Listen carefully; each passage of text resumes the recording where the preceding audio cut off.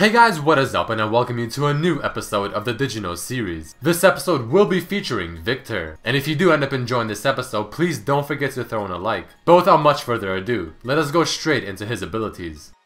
Viktor seems to be the only champion whose passive gives him an item which must take up an inventory slot without having a choice. And the hex score cannot be sold back to the store, meaning once you upgrade it, it cannot be changed, so choose wisely.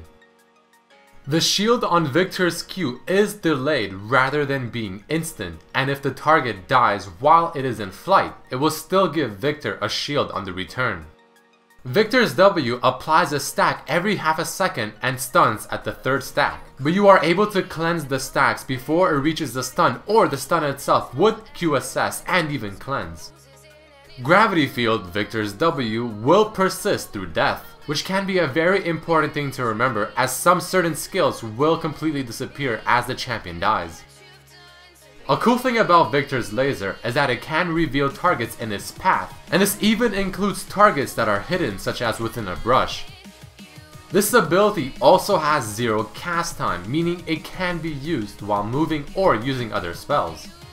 Viktor's Q, W, and E can all be blocked by Spell Shield, but his ultimate will only be blocked for one instance of damage, which can either be the initial burst damage that it applies as you activate it, or the periodic damage it deals while the cloud is active.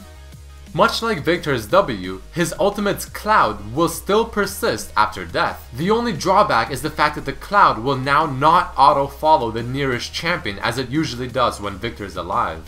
Alright guys, let us go into some cool facts and lore about Viktor. Viktor's designer was someone named Hephaestus, who also made Talon and helped with the making of Jace. His voiceover artist is someone named Owen Thomas, who is the same person that did the voiceover for Twisted Fate. Within the Mac launch video, you can actually see Viktor's robotic hand. Did you know that within the year 2011, Viktor was the last champion released? Viktor's rod changes color based on which upgrade you buy, since they all have different color codes. Viktor shares some similarities with the Deus Ex series, where transhumanism and human enhancement technology plays a big role. Some other similarities that he shares is with Dr. Doom from Marvel and the Tech Priest from Warhammer 40k. Viktor's dance refers to the Melbourne Shuffle, which originated in Australia. Apparently, Riot members tend to refer to Viktor as Hexmage.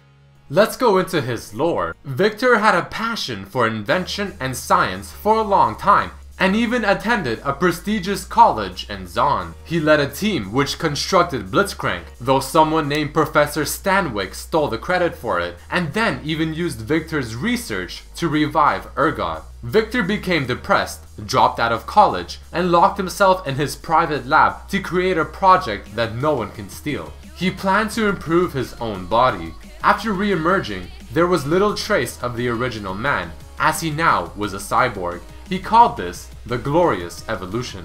To him, the future involved hextech augmentations to the human body to surpass its limitations. He later joined the League to test his inventions against the best and to find any weaknesses.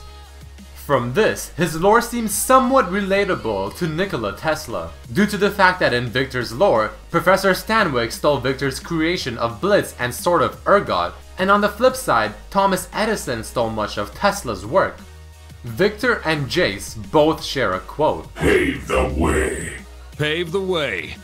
The skin Full Machine Viktor shows him in his final goal to make himself fully robotic.